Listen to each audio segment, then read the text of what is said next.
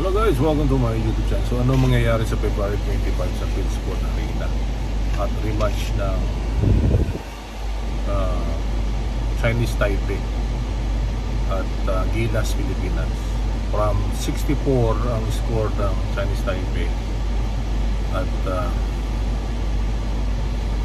94 sa Gilas. Ma-repeat kaya nila yung magandang performance na ginawa nila? Ako sa tingin ko ma-repeat nila at baka mas matindi pa. Plus from practice sa Philsport at doon din nga ganapin yung mismong laro. I think since ewan ko, mahina ang Chinese Taipei, pero huwag din natin i-underestimate. From 13 points ni Kai Sotto, 15 points, 15 rebounds, 2 blocks, 1 steal, 1 assist sa 20 minutes. Huwag din natin kalimutan yung mga kasamahan niya na maganda rin yung performance, especially si Justin Brownlee na naka 16 points with 26 or 27 minutes of play, si Kiambao na naka 15 points sa 17 minutes of play, which is quality minutes, at halos lahat ng kanyang ka-teammate ay nagampanan ang kanilang mga role bilang isang Gilas Pilipinas player. So patingin ko magandang future ng Gilas dahil ang height ay pumapantay na sa international. Meron tayong 7'3", Kai Sotto, we have AJ Edo 6'10", si Kiambao ay 6'6", 6'7", tapos si Carl Tamayo 6'8", 6'9", something like that. Tapos si Dwight Ramos ay 6'4", pwedeng mag-point guard na, si kaya naman yung talent. So kailangan na lang gawing solid ang kanilang team at talagang yung wala na, magka-amuyan na talaga ng gusto. At makita natin yung passing ng Gilas ay napakatindi, halos walang dribble, pasa-pasa lang. Tapos kung shooter lang ang pag-uusapan, lahat may shooting ng ating Gilas team. So kitang-kita natin na pwedeng-pwede ang ating Gilas team na tumapat na sa mga magagaling na bansa, lalo na sa FIBA, at lahat ay quality ang mga laruan. So magandang future. Kahit si Kai Sotto sa darating na NBA Summer League ay pwede na makakuha ng contract, basta patuloy lang niya yung gym, maging bato-bato. Kasi meron din mga player na umabot pa ng 4 years bago niya nakuha yung NBA dream. So mamaya makita natin ang laro alas 9 yata, alas 8 sa Philsport Arena. At tingin ko it's a win for us. matindi yung chemistry tsaka yung galing ng coach.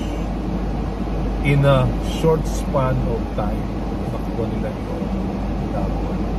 Kasi sa international modern na yung mga play, at kitang-kita yung bracket offense na perfect nila. Tsaka lahat, anyone can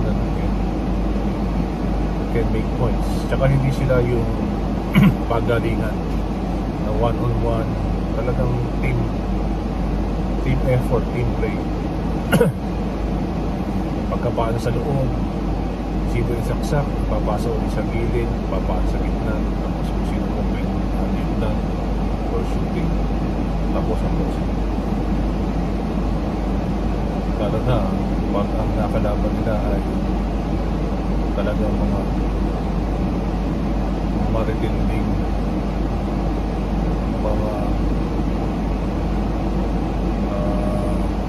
kalaban sa FIBA. Kasi natin China nakatalo. Actually, tinatampakan na natin ang China.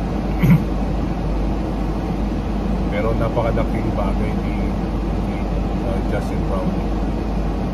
Si Justin Brownlee kasi mga siguro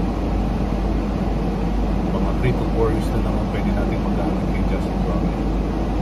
But we have right sa susunod na iterasyon na ng Gilas. Kasi nakaset na sila. Tsaka lahat yan nakakontact sa iba't ibang basketball league.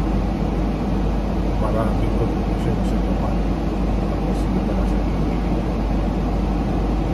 So kumain lang natin laro at tingko. It's gonna be an enjoyable match up ulit sa Chinese Taipei. At tingin ko 100% mananalo tayo. Tsaka magaling si Team Go. Ang layo ng difference ni Chot Reyes kay Team Go. Team Go talaga magaling si Team Go. Perfect si Team Go talaga na magiging ng Gilas. At perfect din yung mga players na nakuha. Wala pa si Junior Bacardi. Pero nakuha nila yung Chen. At decent na score para talunan na Chinese Taipei. Tsaka lahat nagagamit. So hanggang dun lang muna at tutunahin natin ang laro mamaya na. So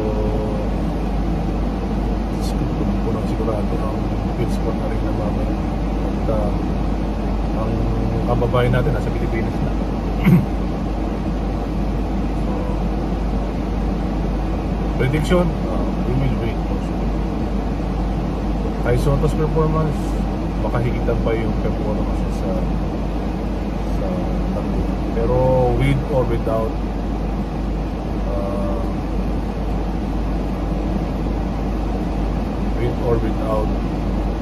Jordan Clarkson, ako mas gusto ko pa nga si Justin Brownlee.